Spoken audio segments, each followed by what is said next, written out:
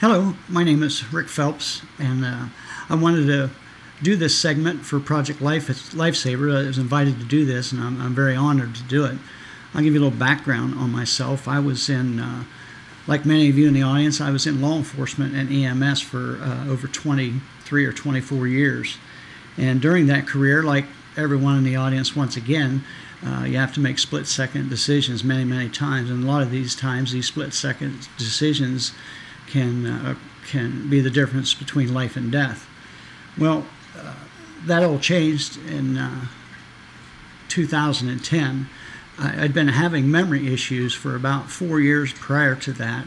It started out with me with numbers and streets and names and things like that, and progressively got worse. Matter of fact, one time I can remember I was driving at this time. I was driving the squad to the hospital, and I passed the turnoff that goes to the hospital, and I just kept on going. And of course, my partner in the back said, "Hello, Rick," and right then I knew I passed the street that we turned to go to the hospital that I've been down thousands and thousands of times. There's many things that happened while I was running EMS that made me realize I was having memory issues. The most important thing is that I knew I had a problem, and I had to convince others around me. I was 57 years old at the time, and my struggle was trying to get people to understand that I indeed had memory issues. You know how it is in law enforcement EMS. It's a thin blue line, and everybody's brothers and things like that, and which I'm very into. But the people I was working with were actually hurting me more than they were helping me, because I would tell them the issues I'm having. They're like, "Oh, that's okay, Rick, don't worry about it. We all do that, and we all forget this, and we all forget that." Well, that just wasn't the case. So to make a long story short, I went to my doctor several times, and about 2 years into this, he finally did a mini mental test and some blood work and a lot of tests on me, and he forwarded me to a neurologist. And in I don't know what month, it don't matter, say June of 2010, I was indeed diagnosed with MCI, mild cognitive impairment / early onset Alzheimer's disease. Now, for many people, this is a blow. It's a terrible blow, and I can understand that, but for me, it was like somebody lifted a weight off my shoulders, because I knew something was wrong drastically. We thought maybe I had a brain tumor or something, and it turned out being that I do indeed have dementia. So as bad as the diagnosis was, I still was relieved that now I had something to fight. Since that time, like I said, we make life and death decisions, and now, I catch myself opening up the dresser drawer and looking at my socks, and it takes me 2 or 3 minutes to decide which pair to get out and use to put on my feet, and 90% of them are white. So, excuse me. I make light of some of this because I think humor is very important, even with a disease. And I would say I'm probably in the mid stages now of this disease. I have trouble recognizing things. I have trouble remembering things. Obviously, my short-term memory is completely gone. But I was invited to speak here today about dementia and how it affected me and how it affected you as first responders and law enforcement and things like that. I know I can speak my years in EMS. One of the things that was lacking was training in the dementia field. I mean, I'm sure we had training in it, but I just can't remember. Of course, I have dementia, but I even talked to my wife about it. She's been running squad now for about 26 years, and she says there hasn't been no training that she's been aware of, any CEUs on dementia-related illnesses, patients, and whatever for the past 3, maybe 4 years easily. So this is something that needs to be addressed nationwide, I believe. The baby boomers are coming of age, which I am one of them, and I'm just a perfect example of why you need more training in EMS and law enforcement. Project Lifesaver is a wonderful, wonderful thing that they've come up with here. But like I've said all along, you got to know what to do when you find these people. And Project Lifesaver is a great way of locating patients that have walked away or wandered or whatever you want to call it. But you got to know what to do when you find them. And I've been in more than one situation where I've been involved in either in law enforcement or EMS when a dementia patient was found, and things just didn't go well.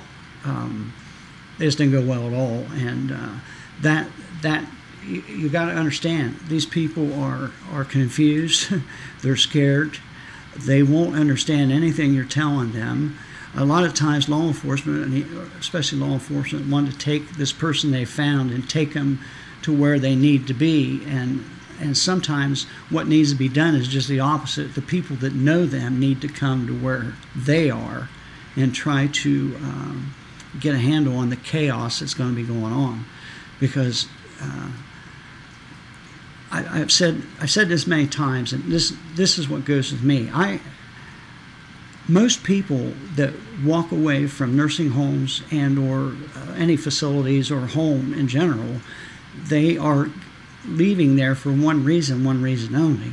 They're getting away from something they don't understand, something they've been afraid of, and things like that. You know, they just don't get up and wander out. A lot of people mistake wandering for actually wandering, but somebody is always going somewhere when they wander, if you want to call it that, and generally where they're going is home.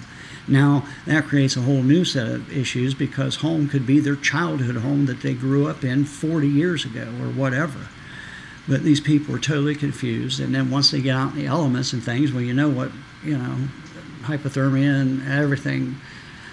But fear is the number one thing that drives these people to leave. I think it should be mandatory that every new resident of a facility, mandatory for 30 days, they wear a tracking bracelet, either GPS or their Project Lifesaver, because that's when you're going to get most of your people that are going to try to wander off, if you will, because of the new surroundings. Everything's new to them, and they're scared and they want to get away, and they're going to do that the best way they can. A lot of people, this disease has a terrible stigma that goes with it, and a lot of people think that I should be sitting in a wheelchair staring out a window and drooling and things like that. That's not the case at all. I can still put two sentences together. I can still have a thought or two in my head. I won't remember them. That's the thing. My short-term memory's gone. But later on, this disease will affect me worse and worse. It's a progressing disease, slowly progressing disease for which there is no cure. I made peace with that a long time ago. Now, some people that you're going to deal with, that you find wandering, or families, are going to be in complete denial. They're going to say there's nothing wrong with their loved one, or their loved one's going to say there's nothing wrong with them. And one of the best things to do is never argue with a dementia patient, because it's fruitless. Pick your battles is what I tell everyone. So I don't want to take up a lot of time here, because there's a lot of things that you guys are going to be going over, but I want to close out this short video with one thing, and it's always good to remember that a dementia patient is someone's mother, father, grandfather, things like that. And these people have emotions. Matter of fact, their emotions are stronger than the normal person that doesn't have dementia. My height of fear now is 10 times greater than what it ever was. I was fortunate enough to get a service dog. I have a dementia service dog. His name is Sam. He's a 2-year-old German Shepherd now, and he is trained to help me with my dementia, which is a whole other topic. But I can't stress strong enough how important it is that when you do find these people through Project Lifesaver, you've got to have a plan, what you're going to do with them, how you're going to treat them, and above all, treat them with respect, of course, but just agree with them, whatever they say, and try to get a family member there ASAP instead of taking them from where they are to a family member. Now, I know sometimes that can't be helped. You have to do what you got to do.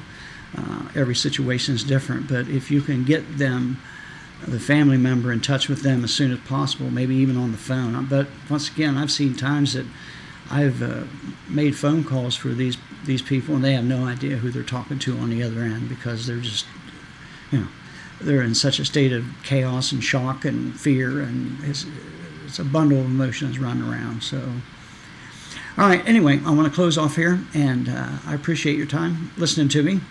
And I thank Project Lifesaver for letting me do this video, and I want to thank each and every one of you for the service that you do for your communities. I know how tough it is, and thank you very much.